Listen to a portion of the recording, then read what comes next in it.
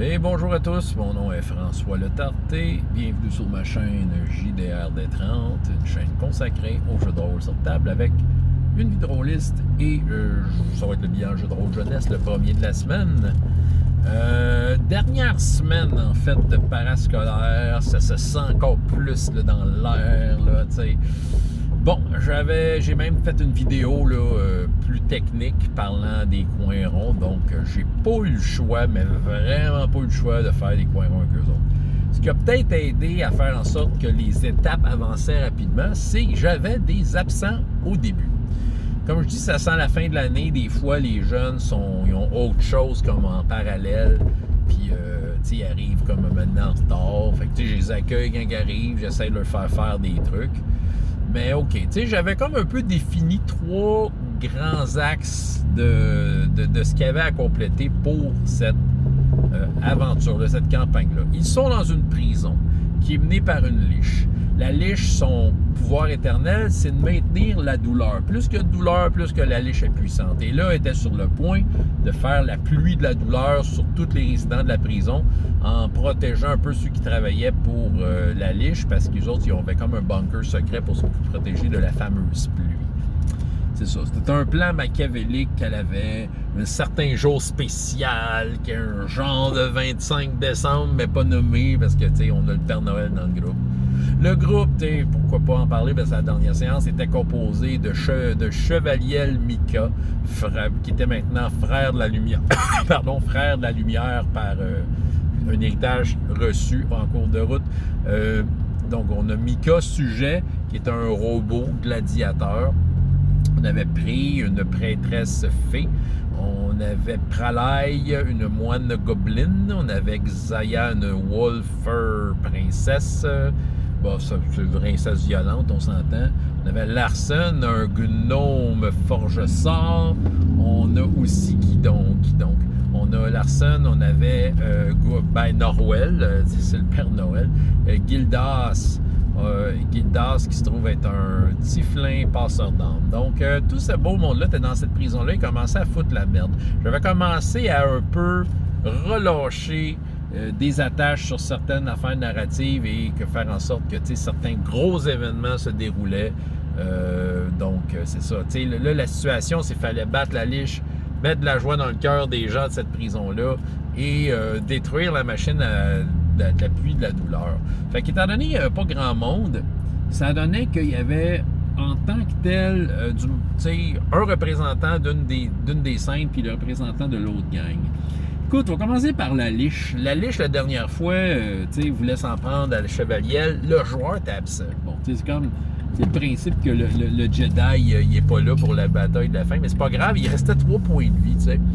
J'avais quelques cartes dans ma manche pour peut-être l'aider avec les points de vie, mais je te jure, c'était pas les points de vie qui étaient le problème là, c'est la liche était vraiment puissante. Donc l'affronter de face, c'était quelque chose d'assez terrible. Fait que j'ai décidé qu'il s'était évanoui, mais l'autre, écoute, je m'attendais, d'habitude il est téméraire avec ses tentatives, mais je pense qu'ils sont intelligents. C'est du monde qui ont déjà joué à Donjon, ils se sont dit hey, moi je m'attaque pas de front à une liche. Fait qu'il a décidé de plutôt porter, c'est le gnome forge-sort, d'aller aider le chevalier pour essayer de l'amener ailleurs et de rejoindre les autres, d'essayer de trouver où sont les autres et de les rejoindre. Donc, vouloir se rassembler en équipe pour peut-être plus survivre. Donc, lui, ça a été surtout des tests de ne pas se faire voir par la liche. La liche voulait des tests de marde. Ça va être une liche, mais pas omnipotente. Ils sont genre plus 2 de sagesse.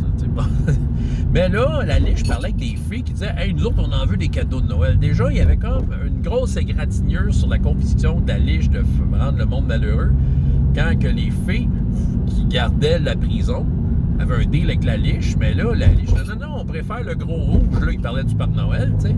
Il nous a donné des cadeaux en rentrant, on en veut encore. Fait que là, la liche a dit, je fais un deal avec vous autres, je vous laisse trouver le gros rouge, mais aidez-moi à trouver le chevalier. Fait que les différentes filles sont parties à la recherche du chevalier évanoui, parce que le joueur n'était pas là. Et par les circonstances et quelques jets de dés, l'ont trouvé.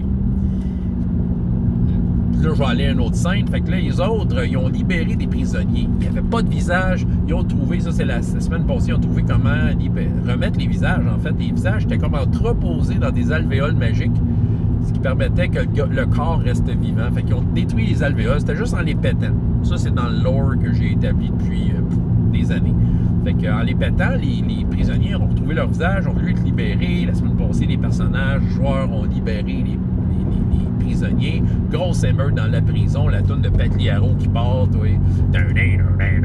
Si vous connaissez pas ça, là, gang d'inculte! Allez écouter Émeute dans la prison de Michel Pagliaro, c'était exactement ça.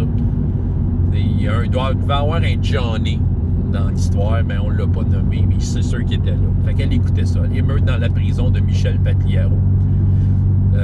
Fait que là, ça ressemble, moi j'avais la tête qui jouait dans la tête. Fait que eux autres, j'avais un peu posé un personnage non-joueur, donneur d'informations parmi les prisonniers libérés, un ingénieur qui a travaillé sur la pluie de la douleur. C'était des grosses hélices au bout de la tour centrale qui allaient comme faire un sprinkler à jardin de jus de douleur. Fallait qu'elle fasse péter ça. Bon, mon fils, parmi les personnages qui ont été délivrés, il y avait les personnages l'année passée. Mon fils, parmi les personnages qu'il y avait un qui faisait des bombes. Il dit, il peut-tu faire une bombe? Je dis, oui, hein, tu sais, les prisonniers détruisent tout, trouvent des trucs alchimiques. Tu t'es fait une bombe. Tu sais, une ellipse rapide, tu sais. Fait que là, son but, c'était d'aller mettre une bombe en haut de l'hélice avant qu'elle parte. Mais là, son autre personnage, la fée, tu sais, a amené la bombe sur le top. C'est ça. Puis là, des jets de dés ratés parce qu'il a essayé de voir comment poser la bombe, ce qui a fait que la pluie de la douleur a commencé. Mais là, il y a eu de l'aide, entre autres, d'autres personnages qui essayaient d'empêcher des tireurs embusqués puis qui essayaient de tirer la fée. Ça, puis à un moment donné, l'ingénieur dit « Place-la de même la bombe! » pour essayer de passer le message, ce qui a fait que ça a marché. La pluie de la douleur a commencé à tomber. Les personnages joueurs, tu sais, je commençais par un test de construction à 5, puis tu sais, dépendant, chaque tour, ça augmentait de 5. Moi, je suis sadique de même. C'est ça. Mais écoute, j'ai fait en sorte que, tu sais, narrativement, ben des prisonniers, du monde, ils reçoivent la pluie de la douleur, là, tu sais, où ce qu'ils se sont rendus, c'était comme un pont qui se menait à la tour. Du monde tombait du pont en train de souffrir, tout ça, tu sais, la grosse affaire. La bombe a marché. Fait que là, l'hélice a tombé. J'ai fait un peu un jet au hasard. Est-ce qu'elle tombe sur le pont où ce que vous êtes ou ailleurs? Elle est tombée ailleurs. Mais tu sais, c'était comme l'hélice géante tombe à côté de la tour. La grosse destruction. Fait que là, Mesli, la liche, j'étais mêlé en tête. Parce que là, non seulement il y a des filles qui réclament des cadeaux de Noël, mais son plan vient de foirer. Fait que là, il y avait plus de sprinkler, mais ça coulait encore le jus sur le long de la tour. Il a fallu qu'il se tasse. Mon fils a décidé de faire un mélange, genre mettre de la négarite là-dedans, trouver le réservoir à négarite. C'est ça qu'il a fait, ce qui a créé une hydromel que les filles aiment. Why not? Je veux dire, écoute, on est à la fin, là, on n'a plus rien à perdre. Et là, Mesli, la liche, elle n'est pas contente. Les filles étaient sur le point, quand ils ont trouvé un chevalier, elles étaient sur le point d'appeler « Hey, monsieur le boss, on a trouvé le chevalier! » Mais là, tu sais, le gnome, il dit « Non, mais attendez, checkez là-bas! » Là, sur le pont, il y avait le Père Noël. Écoute, c'est le gros rouge. Il est habillé en super rouge, le Père Noël. Il est là-bas, votre ami, qui donne des cadeaux. Et puis là, il a réussi des jets de dés. Voilà, les filles sont toutes allées voir le Père Noël au lieu de voir Mesli. Là, Mesli est arrivé pour essayer de régler les affaires elle-même. Le robot du groupe a pris le Père Noël pour essayer de l'enlever de là. Le Mesli a essayé d'arrêter le gros robot à coup de paquets de points de vie. Mais le robot a beaucoup de points de vie, c'est ça son affaire. T'sais, ça a comme bien tombé. Il y a des affaires qui donnent bien. C'est ça. Puis là, à un moment donné, aussi, ils ont mis un paquet de prisonniers qui essayaient de faire tomber le pont. Ailleurs, dans la prison, il y avait une armée de squelettes qui a été élevée à cause que le dieu de la mort n'était pas d'accord avec la façon dont les squelettes étaient rendus là. Puis il y avait un nécromancien, puis il y a le passeur d'armes qui était là. Puis à la gang, ils ont dit « Hey, le dieu, moi j'ai une mission pour vous. Je vous aide à lever ces squelettes-là. Dirigez-les pour vous aider, faire en sorte qu'il y ait une mort digne ou en tout cas qui se revanche. » Brièvement. Fait que là, tu sais, il y avait comme plusieurs leviers que je leur donnais. Écoute, c'est le final, là, écoute, j'avais 45 minutes. Fait que, je leur donnais des gros moyens, puis qu'est-ce que vous faites avec ça?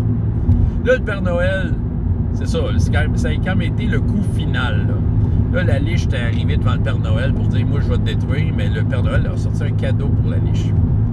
Sur le coup, j'ai dit aux joueurs, qu'est-ce que tu lui donnes? C'est pas trop. C'est le genre de joueur, des fois, qui bloque quand il faut être créatif. Mais je leur ai tous donné un D30, ça, en passant. Tu veux faire une finale épique, quand tu as des D30, tu leur en donnes tout un. Ils ont toute une possibilité de faire un jeu de malade. Pourquoi pas? Ça fait film. Oh oui, François, t'es un mauvais meneur de jeu, tu fais des affaires. Regarde, si j'ai pas le choix.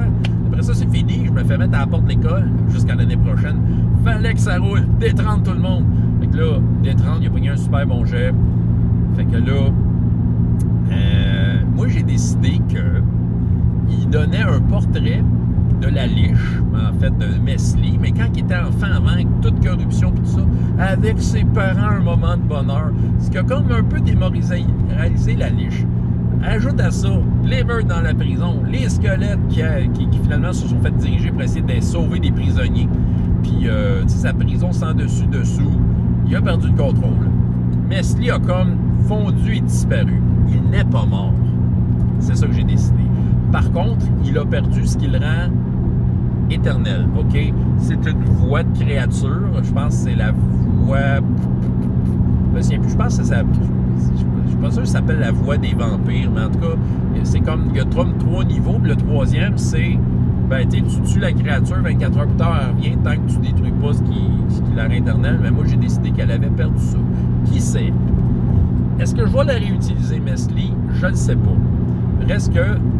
Dans mon lore d'RPGS, Mesli existe encore, mais ça va être ça, juste une liche sans le côté éternel. Ce qui la rend éternelle, il l'a perdu, c'est fini. Il a perdu son emprise sur ce qui le rendait éternel.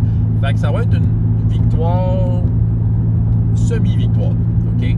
Ça, de toute façon, je vais tout leur envoyer ça sur Teams, ils vont capoter. Bon. Et là, c'est ça. Fait que là, j'ai donné en cadeau au secondaire 5. J'ai acheté un paquet de D30, un petit paquet, puis je leur ai tout donné. En leur disant, rappelez-vous que dans le jeu de rôle, tu peux briser des règles. Puis je leur ai donné un D30. Parce que le D30, il y en a ça, il y a ça dans aucun jeu vraiment, le DCC peut-être. Mais, tu sais, moi, je m'en sers pour créer des règles maison, créer des momentum, créer des affaires, le fun, pour faire plaisir, pour que narrativement, on ait certains leviers qui nous amènent là où on souhaite aller, tout en laissant le hasard en décider et dire le D30 est une vraie bitch. Je pense qu'il était content de la finale. Je pense qu'il était conciliant sur le fait qu'on faisait les coins ronds. Donc, la campagne est finie. Comme je dis, c'est une victoire, comme je pourrais dire, une victoire marginale. Je m'attendais pas qu'il tue la liche, sérieux, là. Elle a un paquet de points de vie, des pouvoirs, elle pouvait toutes les tuer. Et les joueurs ont été intelligents. Ils ont plutôt usé d'informations que je leur ai données. Tu donnes de l'info, ils agissent. Donc, ils ont découvert que la liche, s'il y avait de la joie de vivre, ça marchait pas. Les filles étaient plus intéressées à avoir des cadeaux. Les prisonniers sont libérés, ils sont heureux, mais fâchés. Mais en même temps, il y a comme un code positif dans leur état.